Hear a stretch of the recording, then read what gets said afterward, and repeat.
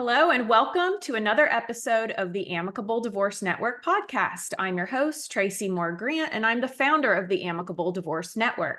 Our podcast focuses on all topics before, during, and after divorce, as well as helping people navigate change and resolve differences in an amicable manner.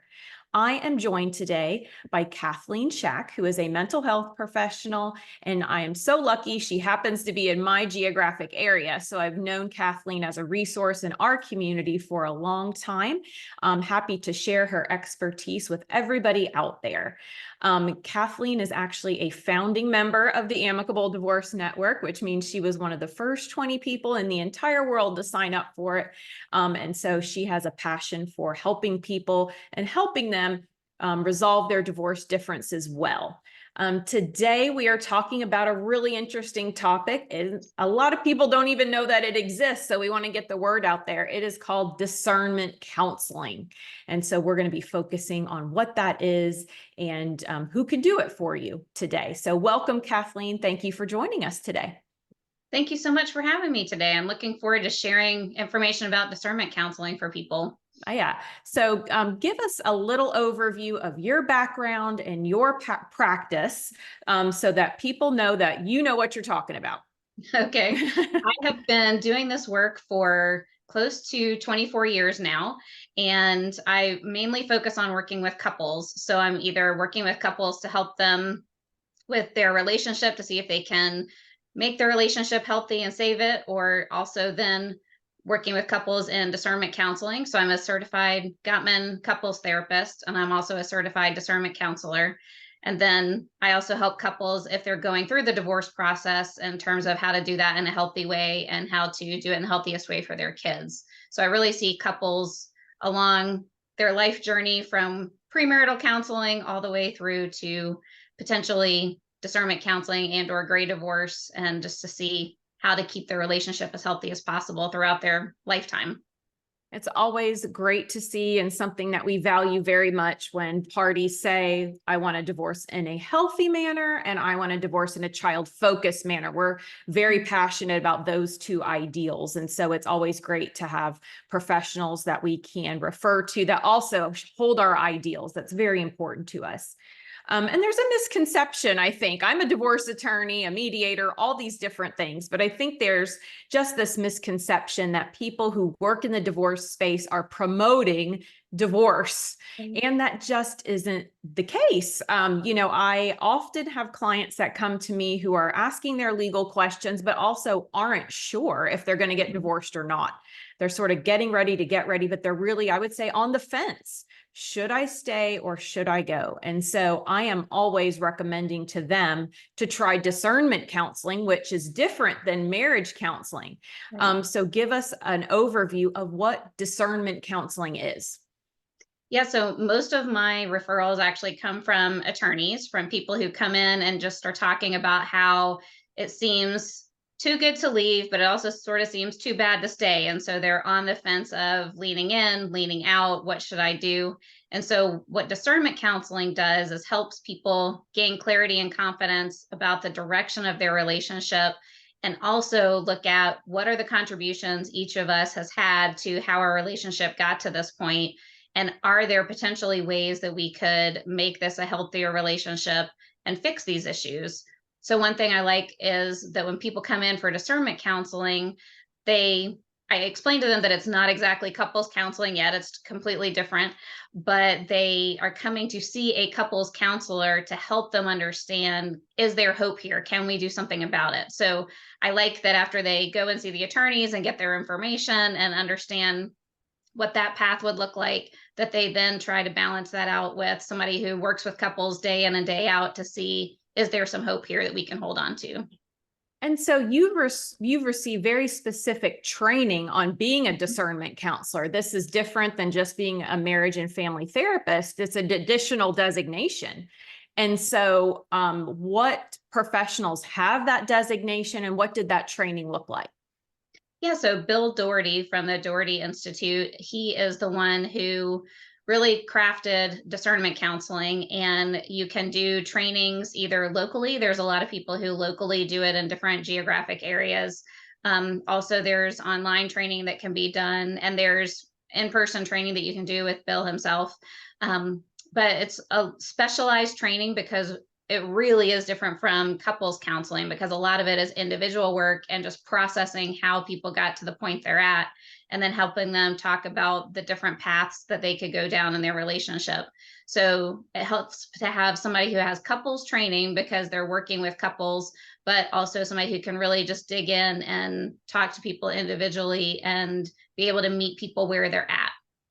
And so it is a very specialized training that occurs in order to do the discernment counseling. So definitely be, if you're looking for that professional and Kathleen's not in your area, you want to be looking for, they actually do discernment counseling. It is not couples therapy. So explain the difference. So you're still dealing with the couple, but how does this process differ from traditional marriage or couple counseling? The format is really different. So when we meet with couples, the first appointment is 2 hours, and then the following up to 4 appointments are an hour and a half. So the way that we break that time down is we have in the first appointment time where we're getting the history from the couple. We're finding out from each one of them who's leaning in, who's leaning out. Maybe they're both leaning out, maybe they're both leaning in, but they're really scared. So we find out where people are, and then we break into individual time. So a lot of the focus here is going to be individual focused conversations, meeting each person where they are, which is completely different from couples counseling, because in couples counseling, you have open couples time where they're both trying to potentially convince the other person of their position. But in the discernment phase, what we're doing is just talking individually with, why are you leaning out? Tell me more about your pain. Tell me more about how this relationship has gotten to this point. Let's also look at maybe what some contributions are that you have made to this relationship, and maybe micro decisions over time that have contributed to how it's gotten here that potentially you could work on in couples counseling. So I keep referring back to, if you wanted to do couples counseling, here's a way that you could work on that, or here's a way that we could start to heal and change some of these patterns and cycles that y'all have gotten into. And then when I'm meeting with the leaning in partner, that's where I'm really helping them understand where their partner's at and how dire their relationship is, and help them also see what some of their contributions are, and help them understand how to bring their best self to the situation so that they can try to stay present and focused on working on the relationship. And I think this is a really important point to make, and I love that you've touched on it, is that you usually have a couple where one person is leaning in, which means want to stay married, are invested in the relationship, are not usually interested in divorce. And then you have a leaning out party who is probably wanting a divorce, isn't as engaged, isn't as hopeful for the relationship. And as a divorce attorney and mediator, I see this almost 100% of the time in cases where they haven't gone through discernment counseling, where people just emotionally aren't on the same page. Right. And so am I correct in saying the discernment counseling process helps parties get on the same page, hopefully, with what those next steps might be, whether it is divorce, reconciliation, and what that looks like? It does help. I think it gives people information about how the relationship got to this point. And so they're hearing not only being able to share their own contributions with their partner, but also hearing from their partner that they're taking responsibility for their contributions. So when you know that both people are investing the time to really dig in and look at how they got to this point, it helps people then have some closure or have some resolution on some things, so that it's easier to then go through the divorce process. The ideal situation in many cases is that they will choose to do couples counseling. So if they choose the path of couples counseling, then they're agreeing to take divorce off the table for 6 months and dig in and be present and have a very focused agenda on what they're each going to be working on in couples counseling, and then what the relationship components are going to be in the couples dynamic that would be worked on in couples counseling. So it really gives them a much better chance of having successful couples counseling, because it's already very intentional and planned out. We write out what that would look like if they go down that path. So that way it's not them just sort of halfway going into couples counseling, which really isn't going to give it much of a chance either. there's something about this whole process that is really, really different. And I want to point that out. I've had clients over the years who report we've been in marriage or couples counseling for years. We have not really seen any progress. Sometimes they've tried multiple therapists, different things, but discernment counseling, to touch back on something you said before, is very organized. It is 5 sessions. And it is intended to have a result at the end. It is step-by-step plan, whereas compared to marriage and family therapy, it is very open-ended and sort of, goes minute by minute as far as what the hot button issues might be. But the discernment counseling part is 5 sessions. Is that right? Do I have it right? You do, yeah. And it's up to 5 sessions. Yeah. So I usually recommend for couples, don't make a decision before you've gone through at least 3 sessions, because there's so much that can change and so much you can be thinking about and processing. But I like that it gets people out of limbo, and people come to my office in such pain because they've been in limbo for so long, or they feel like they've tried everything. But luckily, they're giving it one more shot to look at in a concentrated way. How did we get here? Is there something we can do about it? And what can we do about it? Yeah. So I like that people are really focused on just getting to the heart of the issues. Yeah, I think that's the important thing. Limbo is incredibly painful. People don't know what's going on. There's a lot of uncertainty, confusion. It causes anxiety, and you don't really know what's going to happen with your future. And that's probably the number one reason that I recommended discernment counseling, because I'm like, you are going to have an answer. There is going to be a plan, and it is going to be a decision that you and your spouse reach together, hopefully.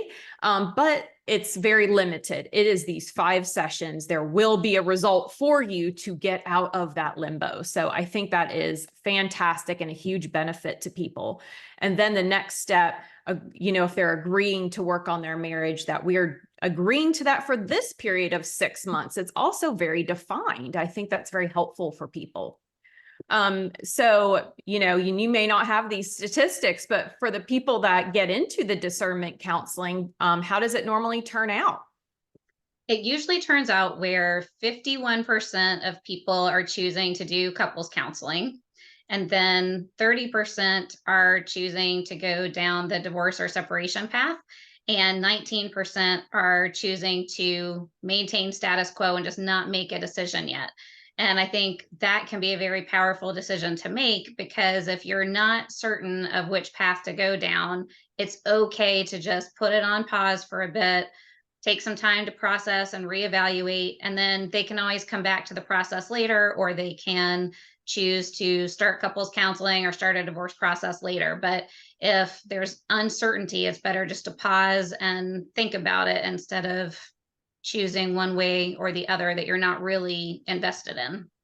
I love statistics. And so I love that you were able to get those numbers out there. I think that's great, because I think people, and I think it's whether you're talking to the lean in person or the lean out person. The lean out person is often saying there's just nothing that can be done here.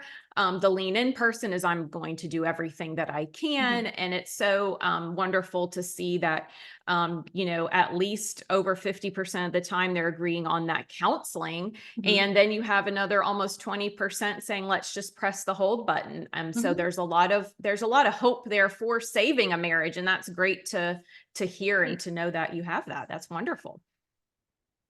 And so then people, unfortunately, we do have that 30% who is looking at pursuing a divorce. But I would venture to say, if they've gone to the time and care to decide how they're going to end their marriage, and with that thoughtfulness, that they generally aren't pursuing a highly contested litigation. Do you find that to be the case? I have found that to be the case. And I think that's potentially one of the most valuable things about this process, is it helps people have a concentrated effort on doing a divorce in the healthiest way. And it helps them become less positional, because they see that, we're both human, we're both in pain, we've been through a lot. We've evaluated all the components of how we got here. We've probably apologized for some things, come to some resolution on some issues. So let's now just find the healthiest way to dissolve this relationship and find what our new path forward is going to look like. So I do find that a lot more people are open to the amicable process and are wanting to just figure out help us, fill out these papers and do this in the best way so that we can be there for our kids and just focus on our lives moving forward at this point. Yeah, I absolutely agree. When I work with couples who have decided to end their marriage through discernment counseling, it is such an amicable process. Mhm. They're still probably upset, but they've already cried those tears. They've already sort of processed that, because the most expensive thing that somebody can do is try to sort of get their anger out Right. through a divorce process when they are still in that angry phase, and try to punish somebody through the legal process. That is just like setting money on fire. Mhm. And it's bad for kids, it's bad for families, it's bad for your finances. But for people to approach it with, we've dealt with the emotional situation, and maybe we're still doing some counseling over here to deal with that, but we are choosing a respectful, child-centered divorce. They're Mhm. setting themselves, their kids, their families up for success post-divorce. Right. So we are always very happy to work with those couples, because we hold those ideals as well. All of our professionals are vetted for being resolution focused, engaging in fair billing practices, and being experienced in family law, and really valuing helping people. So we really welcome those couples into this process, because we are here to help them and continue on with a respectful end to their divorce. And Mhm. so anybody that may pursue that and then unfortunately ends up needing a divorce, we hope that they find that we're a good fit for them. If anybody's listening to this, and I hope that people are, how can they, or else what are we doing it all for? But if they would like to reach out to you, how can people find you and learn more from you about the services that you offer? They can go on my website, which is Family Solutions Counseling, GA.com, or they can send me an email. That's a great way to get a hold of me. And that email is Kathleen at mftga.com. And I'm always happy to answer people's questions. And I do a free 15, 20-minute consultation call with people just to answer questions and find out where they are in their journey in their life and what I could potentially help them with. So that's always a possibility for people.